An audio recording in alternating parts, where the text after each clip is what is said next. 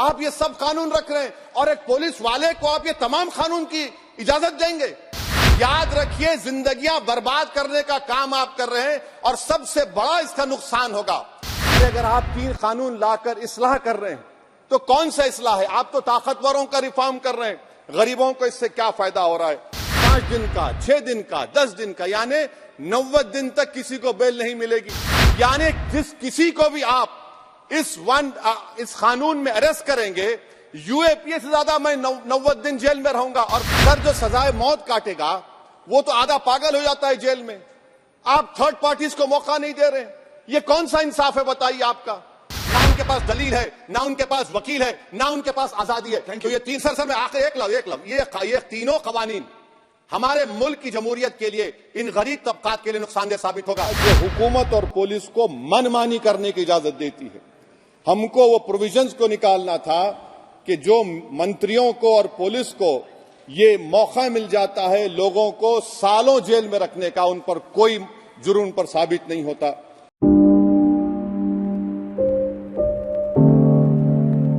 Sir, आज सच्चाई इस देश में यह है कि सूट पहनने वाला क्राइम से जुर्म से बच जाता है, जेल से बच जाता है।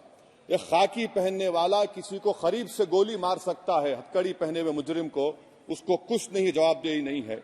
सच्चाई हमारे मुल्क में यह है कि इस ऐवान में जिन पर टेररिज्म का चार्ज है वो इस कानून पर वोट डालेंगे कि टेररिज्म क्या है, नहीं है।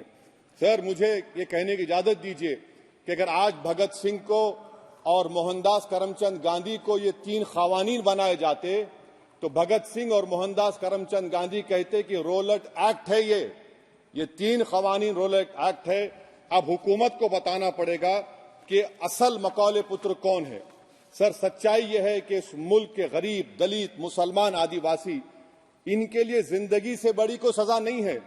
और क्या जुर्म है पता ही नहीं इनको। सर, अगर हमको रिफॉर्म करना था, इस्लाह करना था, तो हमको उन प्रोविजंस को निकालना था जो हुकूमत और पुलिस को मनमानी करने की इजाजत देती है। हमको वो प्रोविजंस को निकालना था कि जो मंत्रियों को और पुलिस को ये मौका मिल जाता है लोगों को सालों जेल में रखने का, उन पर कोई जुर्म उन पर साबित नहीं होता।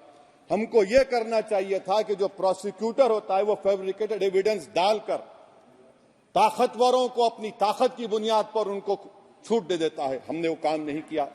आज हमारे वतन अजीज भारत में सबसे ज्यादा अंडर ट्रायल अगर कोई है जेलों में तो मुसलमान, दलित, आदिवासी हैं। सर, इनका कन्विक्शन रेट देख लीजिए आप। एनसीआरबी का डेटा है 2017 से 21 का, 20% अंडर ट्रायल मुसलमान है, 16% कन्विक्शन है और मुसलमानों की आबादी 14.2% है।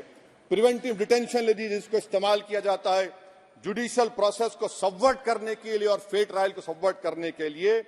आज भारत की जेलों में 30% डेटेन्यूज मुसलमान हैं।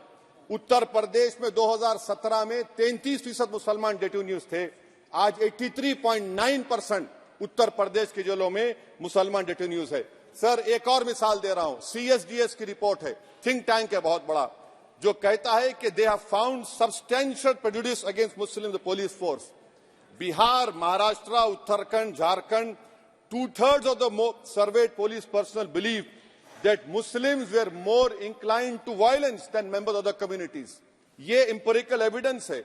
इसी रिपोर्ट में कहा गया कि 35% जिन पुलिस के अहदेदारों का सर्वे किया गया उन्होंने मॉब वायलेंस को नेचुरल करार दिया, खास तौर से उन केसों में जहां पर काउ स्लॉटर होता है। सीजेपीएपी का इन्वेस्टिगेशन रिपोर्ट है सर कि कोविड-19 के दौरान जिन लोगों 25% मुसलमानों का अरेस्ट किया गया था, ये बायसनेस नहीं है तो क्या है। मध्य प्रदेश में मुसलमान 7% के करीब है और 21% मुसलमानों का नाम सर एफआईआर में डाल दिया गया था। सर, प्रोजेक्ट 39 ने, नेशनल लॉ यूनिवर्सिटी ने उन लोगों का सर्वे किया जिन पर सजाए मौत दी गई। हैरत अंगेज बात यह है कि सर 76% बैकवर्ड क्लास, दलित और रिलीजियस माइनॉरिटी से ताल्लुक था। कितने दलित और एसटीज डेथ रो पर हैं सर? महाराष्ट्र में 50%। कितने मध्य प्रदेश में है सजाए मौत के? 36% दलित और आदिवासी। कर्नाटका में 36%, बिहार में 31%, झारखंड में 30%, गुजरात में 19 लोग जो सजाए मौत के इंतजार में हैं 15 मुसलमान हैं। केरल में 60% जो सजाए मौत के मुल्जिम है रिलीजियस माइनॉरिटीज है। सर आखिर इस देश में कब तक ये चलता रहेगा कि अनस्पोकन रिजर्वेशन उन लोगों के लिए उनके पास पूरा पॉलिटिकल पावर है और एक अनस्पोकन रिजर्वेशन है दलित मुसलमान आदिवासियों के, इनको जेल में रहना पड़ता है। कि आखिर ये कैसे मुमकिन है सर कि आलाजात के जो अक्सरियती तबके के लोग हैं उनके पास सियासी ताकत है, माशी ताकत है, सोशल ताकत है और मुसलमान और दलित आदिवासी जेलों में पड़े रहते हैं। अरे अगर आप 3 कानून लाकर इस्लाह कर रहे हैं तो कौन सा इस्लाह है? आप तो ताकतवरों का रिफॉर्म कर रहे हैं, गरीबों को इससे क्या फायदा हो रहा है? तो जैसा अंग्रेजी में कहा गया था कि the cure is dangerous than the disease. Sir अब आप आ जाइए BNSS पर क्लॉज 187 डिटेंशन का पीरियड देख लीजिए सर 187(3) में, यानी 15 दिन से ज्यादा आपको मुश्किल है प्रेजेंटली। अब आपने प्रोविजन दे दिया कि 90 दिन तक आप कभी भी 5 दिन का, 6 दिन का, 10 दिन का, यानी 90 दिन तक किसी को बेल नहीं मिलेगी। और हैरत अंगेज बात यह है कि UAPA के कानून में जिसको जेल में डाला जाता है UAPA में 30 दिन के बाद एक सुपरिटेंडेंट ऑफ पुलिस को कोर्ट में एफिडेविट देना पड़ता है कि क्यों आप पुलिस कस्टडी ले रहे हैं जेल से। आपने वो भी निकाल दिया। यानी जिस किसी को भी आप इस कानून में अरेस्ट करेंगे, UAPA से ज्यादा मैं 90 दिन जेल में रहूंगा। और कौन रहेगा जेल में? मुसलमान रहेगा, दलित रहेगा, आदिवासी रहेगा और बेल उसको नहीं मिलेगी। तो ये खुद सुन लीजिए तो यानी कन्विक्शन नहीं होगा, ना बेल मिलेगी क्योंकि पुलिस कस्टडी है। ये कानून में है सर, आप मुझे करेक्ट कर सकते हैं। अच्छा, DK बासु के गाइडलाइंस को आपने अडॉप्ट नहीं किया। क्लॉज 53(1) आप ये भी नहीं कह रहे कि भाई कौन उसको एग्जामिन करेगा, तो discretion of the medical practitioner. अरे आप ये पुलिस में जब जाते हैं तो पुलिस इतनी खातिर तवाज़ो करती है कि तलवों से लेकर जिस्म तक पूरे निशानात उसके जिस्म पर रहते, और आप कह रहे हैं कि मेडिकल प्रैक्टिशनर डिस्क्रेशन करेगा तो होगा। अब आप आ जाइए सर इसके ऊपर आपको बता रहा हूं सर। अब आप देखिए क्लॉज 187 तो आपके सामने जिक्र कर दिया मैं सर। अब आप देखिए क्लॉज 472 मर्सी पिटीशन, आर्टिकल 79 और 161 का कॉन्स्टिट्यूशन का हिस्सा है, और ये आप कानून लाकर कहती हैं कि उसकी तरफ से मर्सी पिटीशन डालेगा तो कन्विक्ट, लीगल है, अदर रिलेटिव। सर जो सजाए मौत काटेगा वो तो आधा पागल हो जाता है जेल में। आप थर्ड पार्टीज को मौका नहीं दे रहे। ये कौन सा इंसाफ है बताइए आपका? ये कौन सा इंसाफ है आपका? और फिर सर आप ये बताइए कि थर्ड पार्टीज को बाहर कर रहे हैं। अच्छा, कितना टाइम आप दे रहे हैं? कितना टाइम आप दे रहे हैं कि सुप्रीम कोर्ट के रिजेक्शन ऑफ SLP के बाद 30 दिन और गवर्नर के रिजेक्शन के बाद 60 दिन? ये कैसा इंसाफ होगा सर? सुप्रीम कोर्ट ने कहा कि multiple mercy petitions can be filed, आपने उसको भुला दिया। अच्छा सर, अब आप एक और बात देख लीजिए। क्लॉज 479 में ये कहते हैं कि अगर कोई डिटेंशन पीरियड अपना 1/2 ऑफ द क्राइम जो ऑफेंस का पूरा कर लिया तो उसको बेल मिलेगी। आप तो उसको और खतरनाक कर दिए। आप ये कहते हैं, उसमें ये कहते हैं सर, यहां पर आपने कह दिया, आप अंदाजा भी लगा रहे भाई आज आप वहां बैठे, कल आएंगे इंशाल्लाह, फिक्र मत करिए। पावर इटर्नल नहीं होता, ये तो कुदरत का निजाम है कि जो गंदगी करता है तो उनके लिए किसी और को मौका मिलता है, मगर आपको आना पड़ेगा एक दिन। आप ये गंदगी कर रहे हैं। अच्छा सर, ये बताइए कि हमने आप किसको कितना पर्सन्स वर पेंडिंग प्रोसीडिंग्स इन मोर देन वन ऑफेंस, और चार्जशीट में कई आते हैं। यानी जब हम पर केस बुक होता है सर तो फूल का गुलदस्ता आता है, हर सेक्शन होता है उसमें, तो मुझे बेल नहीं मिलेगी।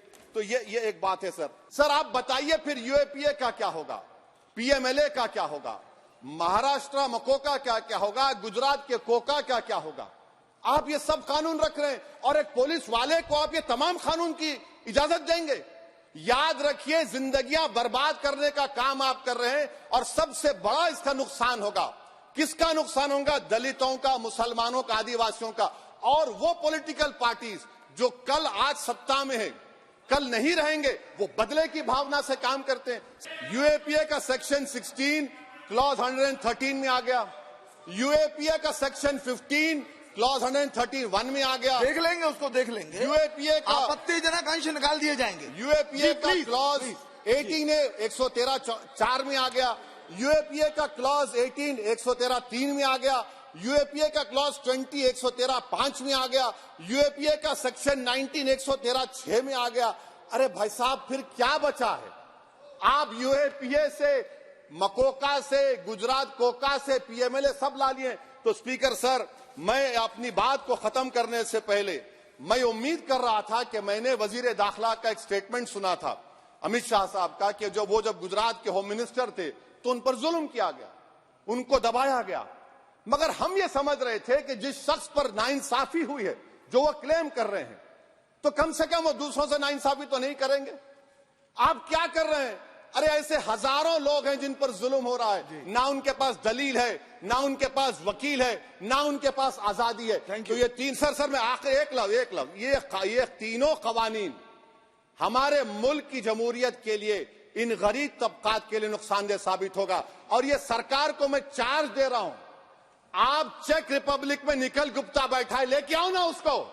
कुलभूषण यादव पाकिस्तान में बैठा है, लेके आओ ना। कतर में हमारे फौजी बैठे, लेके आओ ना उनको। अरे कहां तुम्हारी देशभक्ति है? अरे निखिल गुप्ता को लाओ, इस कानून में इस्तेमाल करो। मगर वो नहीं बोलेंगे। मैं इस कानून के मुखालिफत में खड़ा हूं जो भारत की जमहूरियत के लिए खतरा बनेगा। शुक्रिया सर।